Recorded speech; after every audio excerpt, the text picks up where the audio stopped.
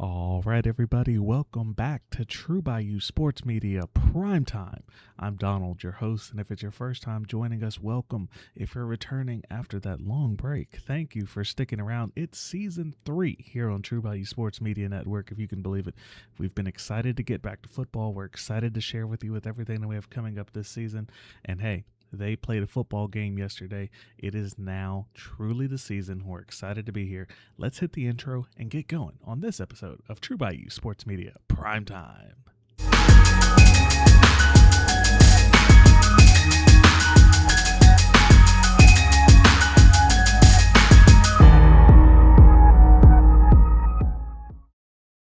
All right, and look, I always enjoy seeing the Hall of Fame game. I know it's not everyone's cup of tea. You'll get called a degenerate. You'll get called many different things for enjoying watching what are most likely cut players getting out there and playing the game of football. But let me tell you, it's something that I personally enjoy. And hey, you got that sort of a recreation between the Carson Beck, Hayes King game. Of course, the division opponent of the Saints, we watched a little bit closer than we maybe needed to. But, look, I was enjoying the game. I enjoyed getting to hear, Mike Tirico and all of that. Great way to start the season. But for us, as those loyal to the Bayou Region, this weekend is not about as much of a game and a return to football as it is about giving the proper send-off, the proper flowers to a player that was fundamental to a lot of the childhoods and, adult lives of many people from this area. And that was, of course, Drew Brees going into the Hall of Fame this weekend has brought so many great memories, great stories back to the front of people's minds that maybe had thought about it, but they hadn't really remembered, or, they kind of saw a flashback and it brought them back to a special place in their life. And that's what is always so fun to see when you get to honor the greats of the region, honor the greats of your team, in this case, the New Orleans Saints. I mean, who hasn't showed up, not to mention the 117 returning Gold Jacket members. You have some great players as well going in alongside Drew with Larry Fitzgerald, Adam Vinatieri, and others as well. So, we're excited to see that real 2000s core start to go in its final form. You've already seen folks like Peyton.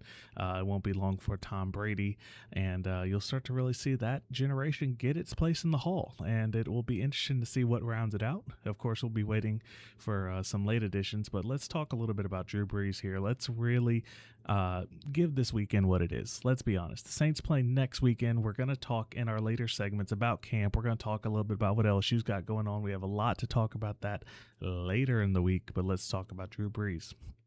First and foremost, to anybody who was cognizant for it as a Saints fan, you know him as your Super Bowl MVP, the only man to lift that Lombardi for your New Orleans Saints as the quarterback. But that really wasn't his most special season. I feel as though if you look at national media, everyone is quick to talk about the Super Bowl, or they're quick to talk about the rebirth game in the Dome. But for me, I think back to the 2011 season, which was one of the Saints' best seasons, by the way. If you think about it, I really think 2011 was everything that a lot of people thought 2009 was, plus more. Of course, you got eliminated by a 49ers team in the playoff.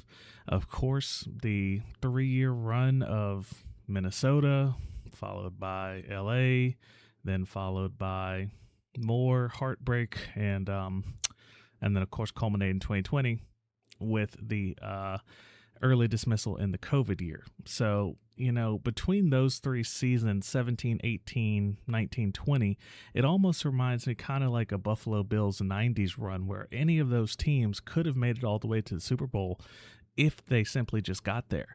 Now, would they have had everything needed to win? I think, of course, 2018, every fan will tell you, you win that game against the Rams and you saw the absolute egg that Tom Brady laid in that Super Bowl. You're probably getting at least 2 rings for Drew. And then, hey, 2017 was debatably the most powerful team, and it just happened to be that you got caught on one bad play and you had one bad day. But thankfully, we're past those days now, and we can really just talk about the football that it was 10 years later, of course.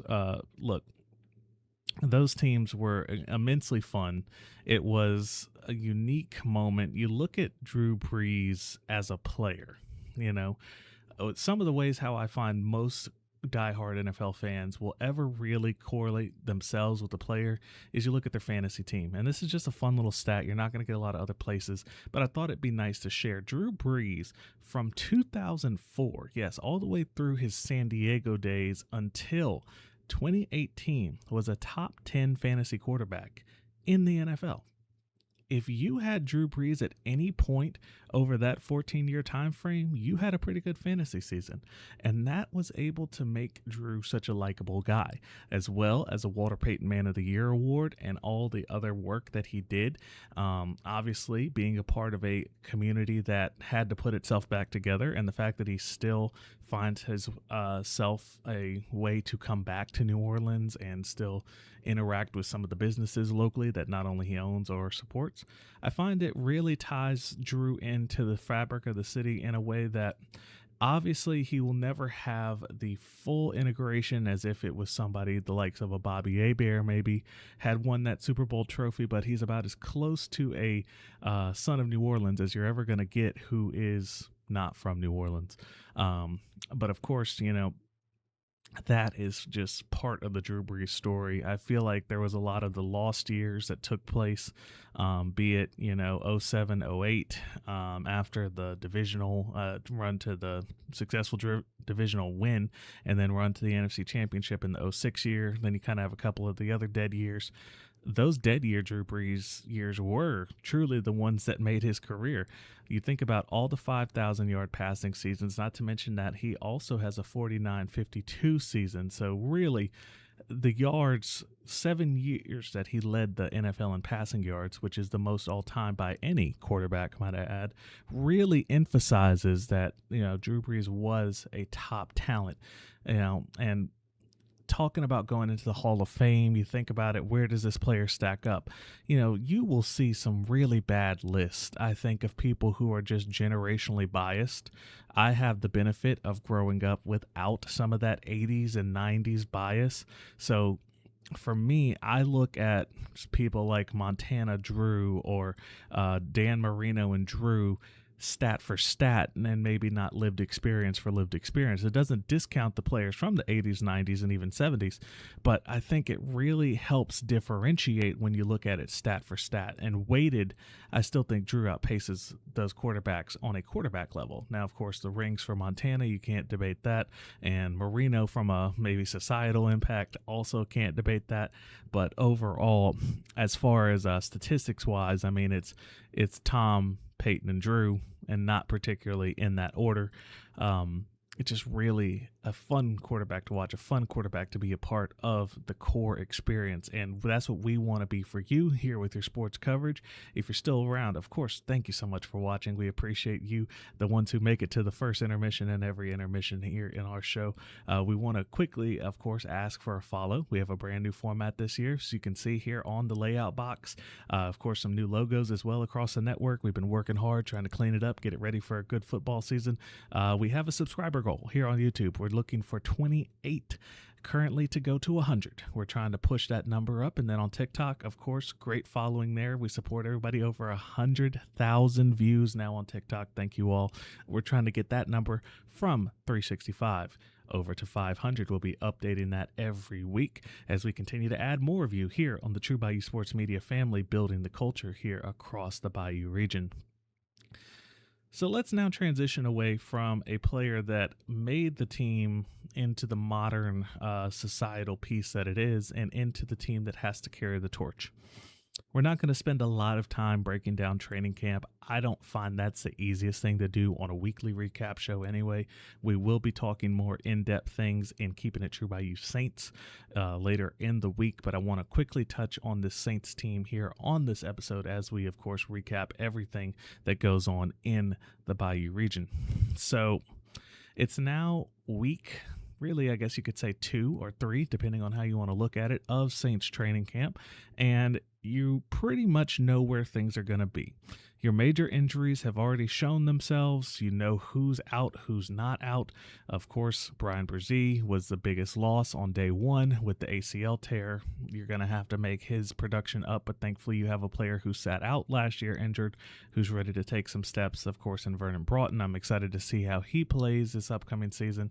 Beyond that, you have some other players who are currently a little bit injured, but not fully out. Alvin Kamara, of course, continuing to rest. I think he earns that as a veteran forefront. You'd see a couple players in Devin Neal, who's been a little bit tweaked, as well as, of course, Kendre Miller, who's a little bit tweaked. But overall, the team is healthy right now. I don't feel as though this is a situation where you're going to have to be hoping somebody gets off the PUP list or carries on the PUP list into the season. You, of course, found it very weird, and I'll bring it up and talk in a little bit of depth here about the whole Jordan Polk thing or Jalen Polk thing. Whenever you see a player that gets traded on IR, that was already a strange enough occurrence. And a lot of people in this particular region gave Mickey Loomis the benefit of the doubt. He saved you from Derek Carr. You thought maybe he was starting to take a turn to see some things as you could fix this salary cap issue, which is now thankfully primarily resolved after many years of sitting just in a terrible position from the salary cap perspective. Polk was a risky trade to begin with, and a lot of people will try and maybe oversell it a little bit. I personally think that was a great trade still. The upside was there. Now, did you lose a 6th-round pick? Did you lose a 7th-round pick? Yes. Are those players even always guaranteed to make the roster? No. You still own the rights if he chooses to return to the league, if whatever issues that he's dealing with that he's decided is worth retiring on paper. If he chooses to come back, he's still 24 years old. I don't doubt it's possible he will. You own his rights until the end of his contract. I would not be surprised if you do see him suit back up, potentially this season and then even next season. But nevertheless, a bit of a shifter, I'll call it, in the wide receiver room, because it's not going to really change much. It was still going to be Olave, of course, then you would have Vele, the rookies. All of those players, I feel like we're still ahead. Now, maybe, you think about you have a shot that maybe somebody would have snuck in. I just didn't see it. I didn't see the opportunity there. I don't really know why that would have been the case. You're talking about wide receiver 3 to 5. So nevertheless, an unfortunate set of circumstances. You hope whatever did prompt that issue, he pushes through it and finds some good on the other side of it. That's what we'll say for that at the moment. But still, it's going to be, Olave, Tyson, and Vele for the moment. Now, beyond that, Tyler Shuck is continuing to, what I would say, galvanize a strong offensive lineup currently. This offensive line is potentially, and we're going to knock on wood here because we've been through this system many times now, potentially showing to be a top 10 offensive line in the league. You see what they've done adding the other offensive pieces. I think the defense will hold. A lot of people are worried about Demario Davis. You lose the veteran leadership. The fact that you kept Cam Jordan makes me not worry about that. If you would have lost both of those cultural pieces, I would be a little bit more worried, but you still have Chase Young. You still have Cam Jordan. You have some players that have put a lot of spotlight time in, and they are able to help coordinate. Kool-Aid McKinstry is really taking some strides here. Do not be surprised if you see him take a leap into maybe top 10 corner position for the year. I know some people think that's crazy, but I really think he could be, again, not top 5 by any means, but top 8, top 10. I could see it. I've seen good things from Kool-Aid. Of course, beyond that, you also have your other players, Quincy Ryland, Jonas Saker. I'm excited about this defense. What we need to see, though, is, and what I'm excited to see, last year on some of those episodes, I was pushing the Rattler agenda pretty hard. I think what you need to do is use this preseason time to maximize Spencer Rattler. This is potentially the most valuable trade asset the Saints have going forward. If this is a team that going up to the deadline looks like it has a chance to make legitimate playoff run, to potentially win the NFC South, if you're up a game or two on Tampa, Atlanta, or Carolina, and you have the chance to put another critical offensive piece or to really load the war chest with maybe a third, second round pick, I feel like that's a time where you have to ship Spencer Rattler. Of course, you bring in Zach Wilson, so you have another NFL experienced quarterback. Of course, technically, Zach Wilson, Spencer Rattler, their paper numbers are similar enough as far as being relatively unsuccessful starters. I'm excited to see what either of them do in the preseason, not to mention Tyler Shuck working with the ones. We'll get to see that first preseason game on August 15th in the Dome, the only preseason game at home this year. And then, of course, you did lose another home game in the Dome during the regular season as the Saints will go to France. So only a total of 9 games at the Superdome this year. Hopefully everybody makes it out and makes it back to what it was. You know, talking a lot about Drew Brees, you think about that Superdome from, say, 09 to really 18. That was the hardest place to play in the NFL. Top 5 for certain.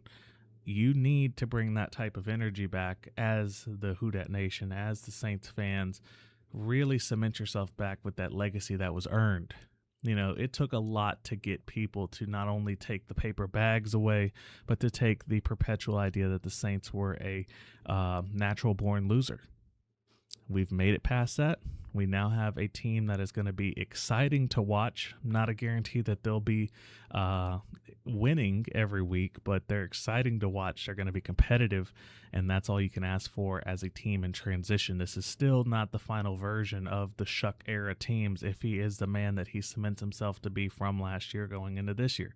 It might still be 2-3 more years, but if you make that jump back to the playoffs, Kellen Moore, Tyler Shuck, the core is formed, build around it. Real quick, going to take a little bit of a turn now, go back to college ball, and we're going to talk about a little bit of a change here on the True Bayou Sports Media Network.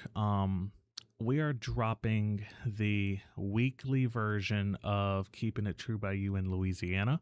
That's going to become a long-form video format series, still revolving around college sports and primarily the non-LSU perspective of college sports in Louisiana, but just not quite in the same format.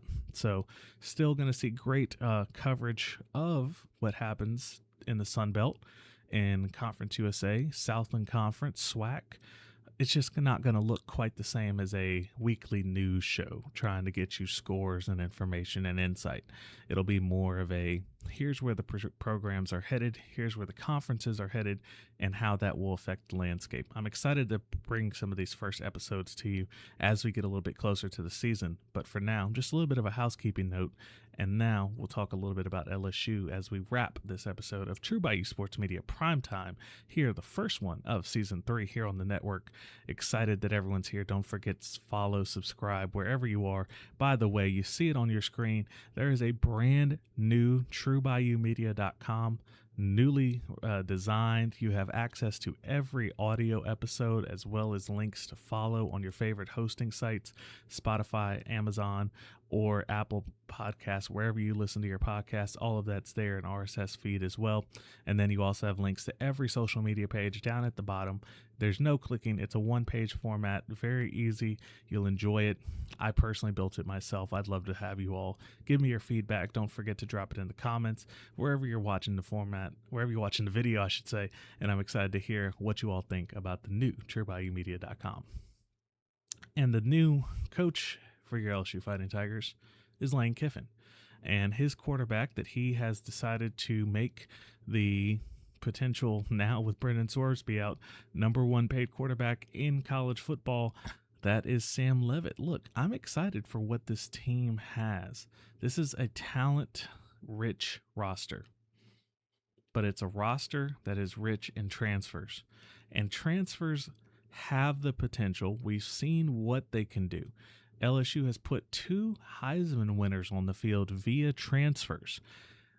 I think that as we leave the Brian Kelly era behind us, We will see that the modern portal program is going to be built by taking the best of what's out there and combining it with the best of what's coming in. And those two have to integrate ideally in a way that does not cause a lot of ruffling. If you look at the LSU offense, this is going to be an interesting thing to look at. There are only 4 predicted starters that were not transfers. That's quite interesting. You look on the defense, it's a little bit more of a homegrown base, if you will, but still only about 5 to 6 transfers are 5 to 6 non-transfers or true freshmen. This shows that this Lane Kiffin program is going to take from what he's done at Ole Miss, what he did at FAU, and it's how he built programs through the acquisition of the top tier talent. It's something that I'm excited to see. First and foremost, you think about some of the guys who you've gotten who are seniors,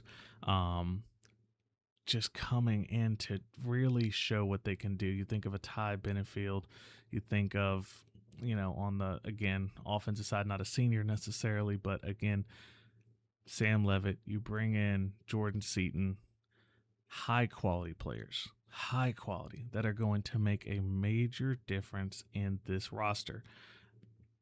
This is a team that, we've talked about we should have had a playoff team. I think a lot of people in 24 had the idea that should have been a playoff team, just on the principle that you went from Jaden's season that was so close, and then you had more spots. People thought, okay, you're a shoo-in, no problem. You're going to get there.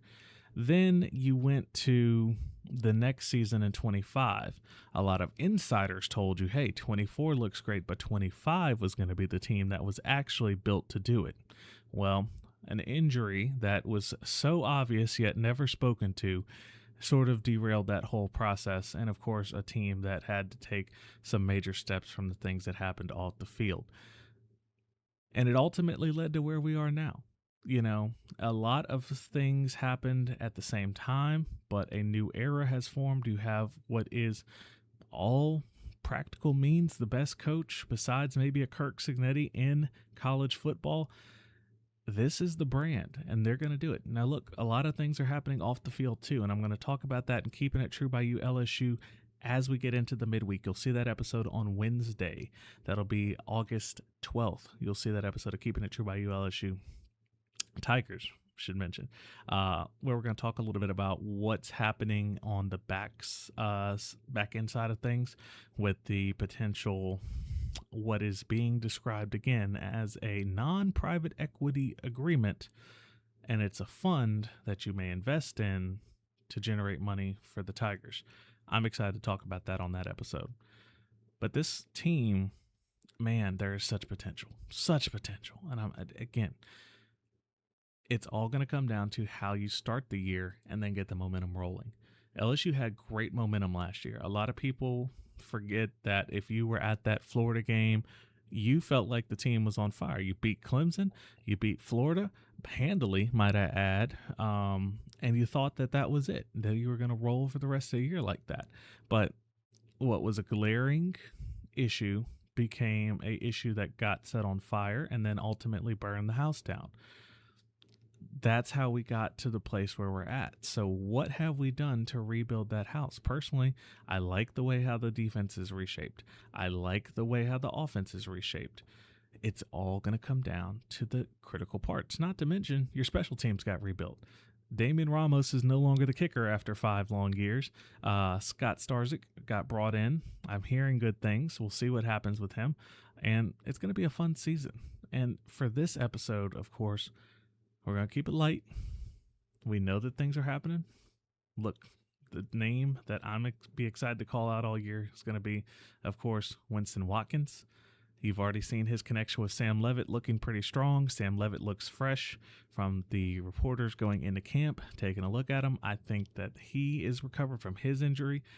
all of it's coming together, and it's all going to be covered here on True Bayou Sports Media Network and True Bayou Sports Media Primetime. Every week, we're going to be here for you Fridays, bringing you the latest of news from across the Bayou region. So, once again, my name is Donald. I've been your host today, and I'll be excited to see you as we continue to keep things True Bayou here on this show across the network. And we'll see you on the next episode of Primetime here on True Bayou Sports Media Network. This has been a True Bayou Media production. This show is for entertainment purposes only and does not render legal or financial advice. Remember to bet responsibly. Distribution of this podcast is prohibited without the express written consent of True Bayou Media or its subsidiaries. Thanks for being true by us. We can't wait until next time we keep it true by you.